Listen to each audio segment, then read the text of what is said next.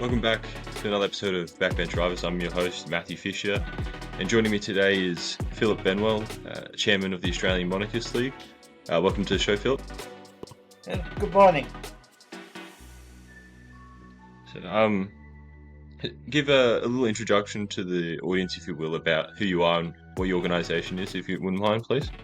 I head the Australian Monarchist League and have done so since 1994, so 30 years.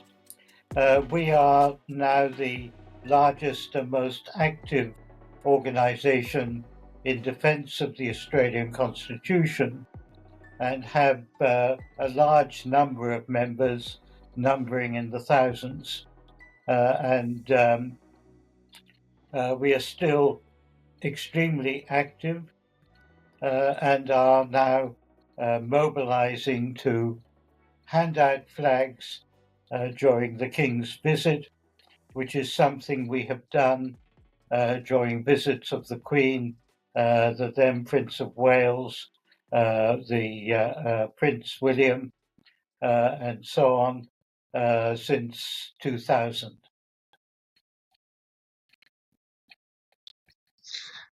Um, we see, a lot in the media recently. You see Albanese having the Minister for the Republic, and you have a lot of, especially on the progressive side, this idea of why do we have a monarchy? This is an ancient, barbaric um, thing that we don't need in modern Australia.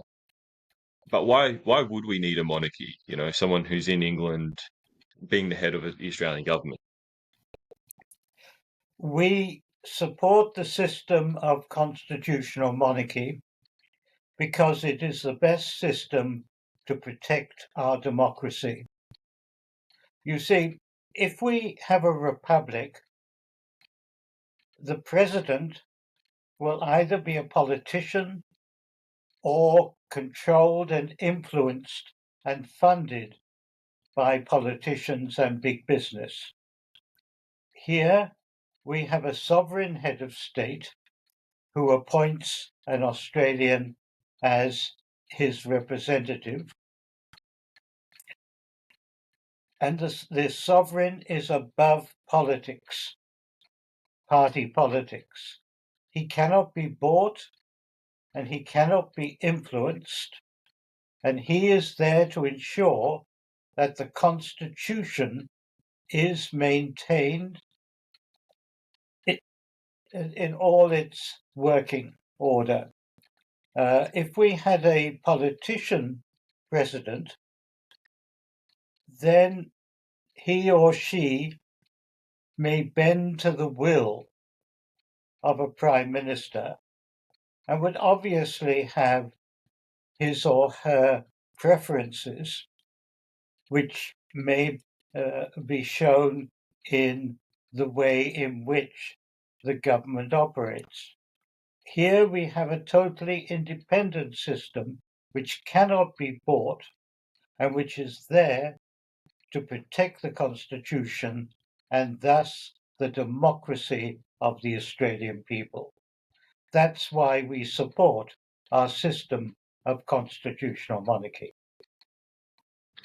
And touching on that, we see, especially in America and France, the kind of the trappings of what a republican system would be, where you have the president of the day. It's hyper partisanized. You go from one side to the other. You keep flip flopping, and there really isn't a greater sense of national trajectory or a greater sense of national identity that someone like countries like us or Britain or New Zealand have within the monarchy.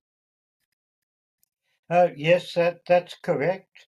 Although successive governments have done their best to undermine the Australian way of life, the Australian, what to be an Australian is, they have undermined that.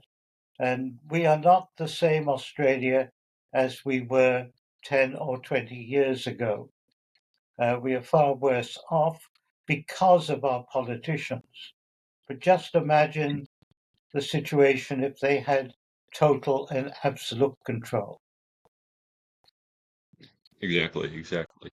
And On the topic of the kind of poor quality of politicians we have today, what is, in your opinion, the easiest way to get people into Canberra or into Sydney, Melbourne, Brisbane that are monarchists that want to protect our current system rather than what we see these careerists who go with the wind? The ABC saying we need to be Republican, they switch and flip. So how do we get the right people into the positions of power to protect our monarchy? That's extremely difficult because of the two-party system where Liberal and Labour basically share the government between them, whichever is elected. There is not that much difference between the two parties because many years ago they adopted the policy of following where the polls may lead. And of course, we all know that sometimes the polls are correct, often they are wrong. And we end up with a dismal government. But the control over the party political system more or less strangles people that want to use their own initiative and get into the parliament. And that is the greatest problem that we face. The other problem is that the people just blithely go along and vote for one party or another without independently examining each candidate that is standing and select the best of those who are standing, whatever their politics may be. They just go for one party or another, and the parties take advantage of that. Hmm. Yeah, we definitely, a lot of guys we've talked to have talked about the ills of our two-party system and the kind of apathy of the Australian voter. Is there, in your mind, any easy or quick solution we can implement within the next decade to try and, one, break down the duopoly of Labor and Liberal, or try and give the voter the information or the impetus to actually look at candidates based on them on who's running rather than I'm team red or I'm team blue? It's very, very difficult. The media can help, but they generally go along with whatever is sensational and don't report news as factually as they used to. And it's a situation that is almost impossible to overcome. Our Constitution does not provide for a solution to this matter because when the Constitution was drafted over 100 years ago, the politicians were generally people of integrity. If they made a mistake, they would resign or offer their resignation. Today, we have politicians that openly lie to the people and just say, well, that's okay, it's what everybody does. Whereas in the past, if a politician was found lying, particularly in the parliament, he or she would have to resign. That's no longer the case. It's time that the people held our politicians to account. Now we have ministers that spend millions of dollars, sometimes billions, and waste a tremendous amount. They should be held accountable just like company directors are held accountable, but they're not. And this is all a great problem that needs to be fixed, but I don't know how it can be fixed. What we do in the Australian Monarchist League is try to stem the tide by maintaining our constitution intact. Because if our constitution goes, then everything basically that we know will go.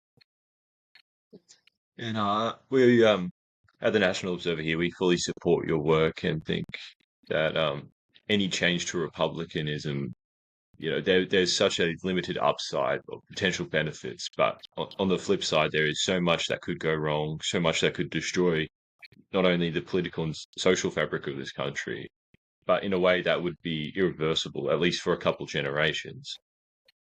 And I wanted to switch topics now into just recapping the kind of run up to the 1999 referendum on republicanism in Australia. Just for a lot of our listeners who probably some weren't even born there, some wouldn't remember it fully being children. So, in the lead up to the 1999 referendum, were we in a kind of the same media space we are now, where the media was pushing for the Yes campaign?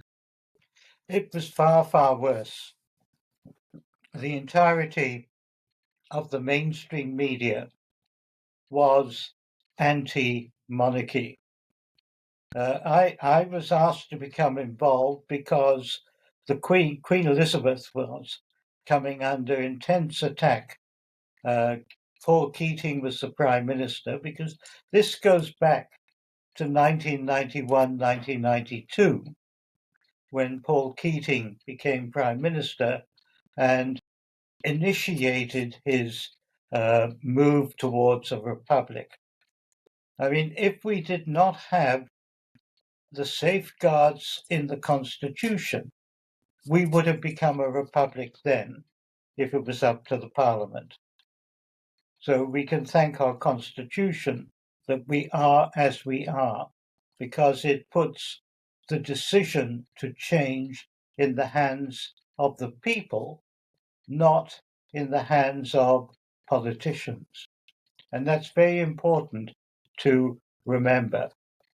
But as far as the media was concerned, they were totally biased towards a republic.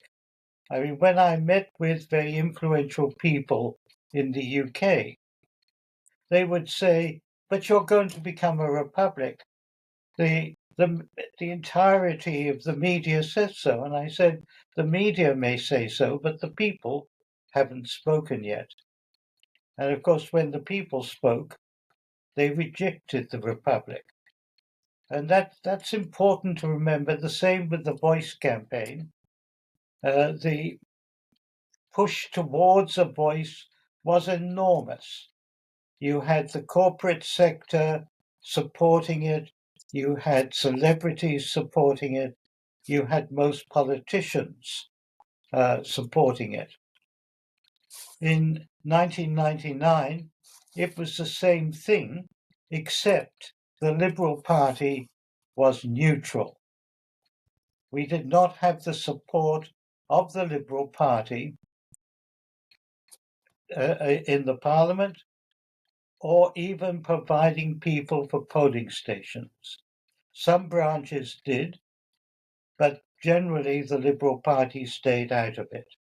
That's because they had a lot of Republicans who were in the Parliament representing the people, but not wisely representing them. They allowed their preferences to overrule their decisions, just as they do now.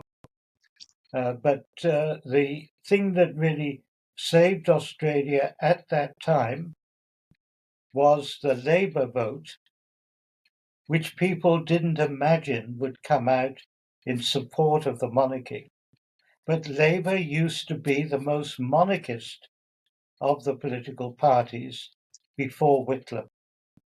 It was the Labour Party that had invited the Duke of Gloucester to come over to Australia as Governor General for a short time. It was the Labour Party that kept on inviting people from the UK to be our Governors General. But now the tables have turned, and basically because of the dismissal in 1975, the Labour Party adopted the policy that Australia should be a republic, and therefore any member of the Labour Party, whether they are Republicans or monarchists or neither, must support a republic, otherwise they face expulsion. A lot of interesting points there. One I kind of want to nail down is you were rightly comparing the 1999 monarchy referendum, Republican referendum, against the voice referendum in the sense that it was a great monolith of the government, the political parties, the media, and even academia in support of one side, yet the Australian public voted in a complete opposite side in what what the media would call a upset, but people on the ground would obviously understand that the Australian people have a different will to our political class. In the voice referendum, they blamed technology, social media, misinformation. We see a lot of the misinformation bill right now trying to remedy the supposed ills. But back in 1999, we didn't have social media. We didn't have smartphones or Twitter, X. Yeah. So how was the No campaign kind of coalesced back in 1999? Well, there were two main national entities: Australians for Constitutional Monarchy, which was then the largest organisation, and the Australian Monarchist League. And we basically serviced different groups. But we had to make best use of the tools available to us. As you rightly said, email was in its infancy. Social media really didn't exist. And the main method of communication was through TV, radio, and newspapers. And the majority were all Republican oriented. So we had to find ways of getting out to the people. So the main way we could do that was go house to house and deliver our material to the people. I mean, there were panels and conferences that were televised, and that was good because we were able to get a message out. And Republicans often faltered because they could not find out ways to undermine the Australian Constitution. And people forgot that we were supporting the status quo. We were supporting a record of nearly 100 years of stable governance, both politically and economically and also socially. And that was difficult for Republicans to overcome. But eventually, the people made their own minds up. People would talk in pubs, and it would be mainly pro-Republican. Monarchists were frightened of admitting that they were monarchists. To be a monarchist was to be something un-Australian, as Republicans would, and Malcolm Turnbull at the time would continually say. So a lot of Australians were frightened, but they spoke to people, and the people went to the polling booth and made their decision. In the Voice campaign, it was rather similar because people could not speak because they were being targeted and called racist if they opposed the Voice. And so a lot of people didn't speak. But it's amazing to see the similarity of the votes, electorate by electorate, in the 2022 referendum on the Voice to the 1999 referendum on the Republic. It was extraordinarily similar in spite of the massive changes in population demographics. And that kind of points to there being an underlying issue between both referendums that aren't referendum specific, but more about a referendum on the political class. And we see, as we've been talking about briefly, how Labor have changed rapidly. You have to be pro-Republican to be in the Labor Party, and then there's a split in the Liberal Party between the Republican and monarchist forces, um, as best represented by both Malcolm Turnbull and um, Tony Abbott. So if you go back in Australian history, a lot of our politicians and elite were in favour of the monarchy, in favour of Britain. Having to going to Gallipoli to help Britain out, and now we look at it today, and it's the complete opposite. What happened to our elite to become so Republican, and is it reversible? It is reversible, but we've seen a big change in the corporate sector and the political sector. The political sector has moved to the left a lot. Even conservatives would be considered to be on the left if you look at the situation 15, 20 years ago. The line has moved right towards the left. The corporate sector has been basically overtaken by people who are not of the caliber of earlier corporate leaders. And this is mainly because of the superannuation funds, particularly those controlled by the unions, pushing a lot of money into the corporate sector and thereby appointing their own people as directors. So that's why the corporate sector has changed from being conservative to being leftist and adopting all sorts of leftist ideology and putting the shareholders' money into that. And yeah, we've seen that in the last decade increasingly, whether or not your opinion on climate change is not important, but we've seen superannuation funds push companies in a certain direction on carbon emissions, on abatement policies and transitions, all that, because they have such a large pool of money and wealth which they can throw around that the average Australian won't have. And as you rightly pointed out, a lot of these people are controlled by unions or people connected to the Labor Party, or even just people who think in the same way as Labor. Is there a way within the current system, with superannuation funds being significantly larger than Australia's annual GDP, for us on the monarchist side to do a similar thing, or is reform needed in Canberra to address this? It's difficult. I don't think it can be legislated, but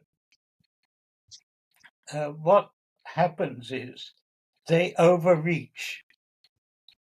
It's the same thing that happened in 1999, where the corporate sector and the celebrities overreached, and the public became suspicious of their motives and distrustful. Not just politicians, but all of those that were spruiking support for a republic or spruiking support for the voice. They overstretch their hand and thereby turn people against them. And they haven't learned their lesson, and I don't think they will learn their lesson because they live in their little bubbles, which is out of touch with the real world. Yeah, and I know there's a Senator Jared Rennick in Queensland who's kind of fighting on the superannuation side to try and make it a voluntary contribution, which could, I don't know, I don't want to get into the debate too much, but they could be a way to kind of remedy this issue. But I think we've exhausted that topic enough for now. And do you see the same kind of parallels? Are they worse? Is there anything better in terms of what led up to the 99 referendum in our current climate today, where we are kind of inevitably going to have a similar referendum in the next couple of years if Labor keeps the Commonwealth?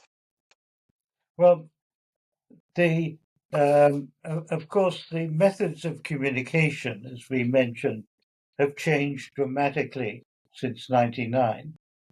And I've said for uh, over a decade that the Republic referendum will be largely fought on social media. Mm. And we know that social media reaches into virtually every household throughout the country, and we are honing our skills in that regard. Newspaper advertisements are now basically not in vogue. Not many people read them, and it's a momentary thing and terribly expensive. Whereas advertising on Facebook and other social media platforms, it is expensive, but far cheaper than normal media. Yeah. Talkback radio is still an important vehicle for getting a message across. We would organize teams of people, particularly in those days, ladies were who stayed at home and would be able to get on the phone and wait and talk. But that is still an important vehicle to get one's message across. And of course, now in the media, there are a lot of people, particularly amongst the younger generation, who are not Republicans. There are a number of monarchists that we know, but I would say the majority are not Republicans, and they may not be monarchists, but they're not Mm. opposed to the current system of governance.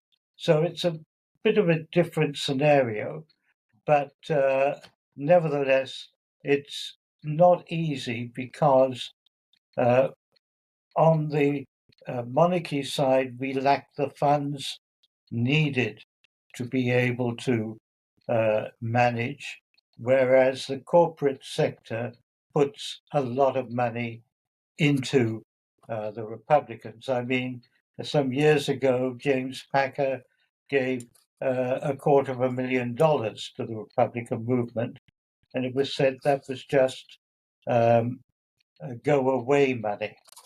It's a pity he doesn't give us go away money, but he doesn't. Yeah, exactly. And following up what you said, talking about how talkback radio and social media are the most kind of bang for your buck, the best type of advertisement. I think this would be because it's more um, personable. It's especially on talkback radio, you hear the people speaking. It's raw, it's live. Whereas on a television advertisement, it's gone through that many levels of producers, editors. It's such a manufactured kind of narrative. Whereas on talkback radio and social media, you can have a um, more personal connection to people, and I think that's a large reason why despite the no campaign in the voice referendum having such a pitiful budget for media outreach than the Yes campaign, that they were able to have such a large influence. Because if their campaigns on Facebook or on Talkback Radio were able to engage people, get people, wanting to vote no, wanting to have these difficult discussions, where the Yes campaign, it was kind of you're watching the footy, your eyes are glazed over, you're not paying attention. It's just another woke ad on TV. But I want to circle back to the money issue, as you were talking about. Kerry Packer donating a quarter of $1 billion. Is there these networks, or do we know of these people that currently exist in business that, you know, are partial to our side that we can activate, that we can connect to, or is it more of a case of we need to empower our own people in business to kind of create these networks that can help fund a healthy ecosystem in defense of the monarchy? It's very difficult. I mean, we've tried and tried and tried. There are a few wealthy people that support us, but they're individuals and can only do so much. The corporate sector does not support us, and I think they would be frightened of supporting us, even those that are not tainted by the left, because they may be targeted. So it's not easy. We rely almost totally on the widow's mites, the few dollars that people can give. But we have a lot of people that will give $10 and $5, $20, $25, for which we are extremely grateful. But we don't have big amounts coming in like the Republicans do. So we can't employ the staff that we need to cater to our membership and to the job that we are here to do because of the lack of funds. We also do not have DGR status, so we cannot offer taxation benefits to anybody that donates to us. So it makes things extremely difficult. And if I remember correctly, this was the same issue that was during the voice referendum, where donations to the Yes campaign were tax deductible, but donations to the No campaign were not, Yeah. which again is proof of our political establishments kind of trying to enforce, both covertly and explicitly, kind of push their views on the people. Um, Again, I think with the visit of the King shortly to Australia, do you reckon this is a chance not only for, because a lot of the Republicans said, they were trying to wait for the late Queen Elizabeth to die before trying to restart their campaign. They're pushing in the media, which we have seen to an extent. Do you think this is a opportunity by the king to come here to try and assert himself as king, trying to show how he's, a good king and try and quell that side? And do you think is there anything that you guys are doing or that, we as the public can do to try and support the king? Yes, well, of course, because the king is neutral and above politics, that includes the republic monarchy debate, because the king is king of all Australians as king of Australia, Republicans, monarchists, and those who are neither. So he can't take sides. And it's it's a system we are fighting for. And of course, it hampers us, but it's still the system we are fighting for to provide a sovereign head of state who cannot be influenced by politicians or big business. So we suffer in a way by not having the active support of the king or earlier the queen. However, the politicians would be amongst the most distrusted people in the country, particularly amongst younger generations, because they've seen how they try and manipulate. Many of them never give a straight answer. The slanging matches that happen in Parliament and it just puts people off. So when politicians are promoting something, the public look at it with open eyes and wonder why they are doing that. So that works in our favor. They mistrust anything the politicians put forward.